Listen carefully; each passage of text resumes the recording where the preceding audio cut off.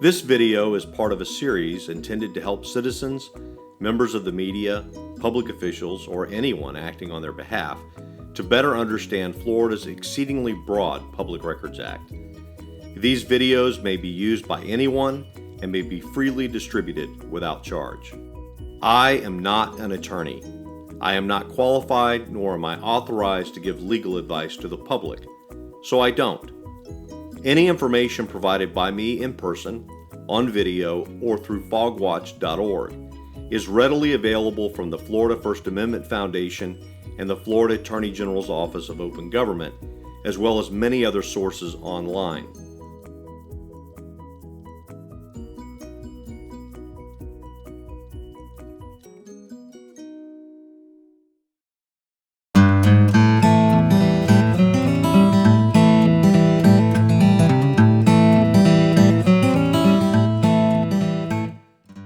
With remarkable consistency, the courts of Florida have routinely stricken down attempts by public officials to frustrate access to public records.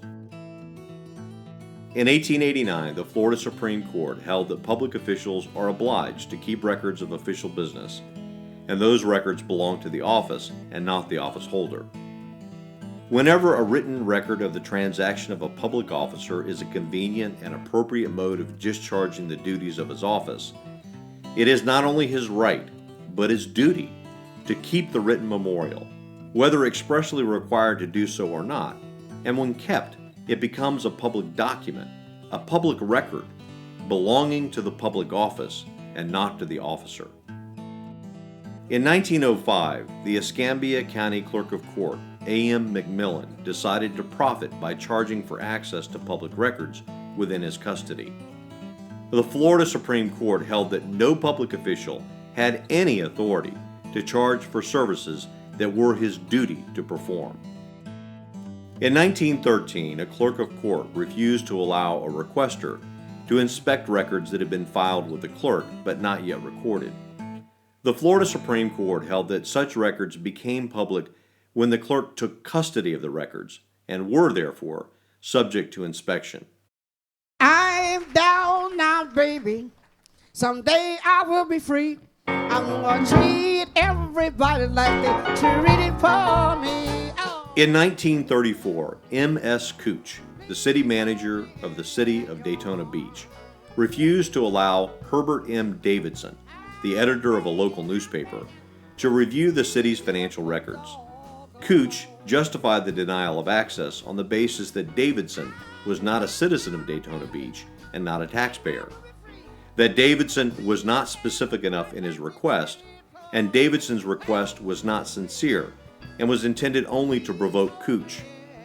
The Florida Supreme Court held that Davidson's place of residence and status as a taxpayer were irrelevant, that his request need not be specific because there was no such requirement in the statutes, and it did not matter what the citizen intends to do with the information when he obtains it. He may, if he desires, disseminate the information among the people by means of the press and public address, pamphlets, or by the writing of a book by way of favorable or unfavorable criticism of the methods and practices of the people's servants in their positions of trust. It is a matter of history that famous writers in England and France notably, and perhaps in other countries, have been the means of effecting salutary reforms by their novelistic criticisms of abuses of public powers. In 1944, the town clerk of Surfside told local realtors they could inspect property records, but they were not permitted to make copies. The Florida Supreme Court held that the right to inspect in many cases would be valueless without the right to copy. It is the clerk's duty to make provision for citizens to inspect and copy records in such reasonable manner as will accommodate the citizens while safeguarding the records.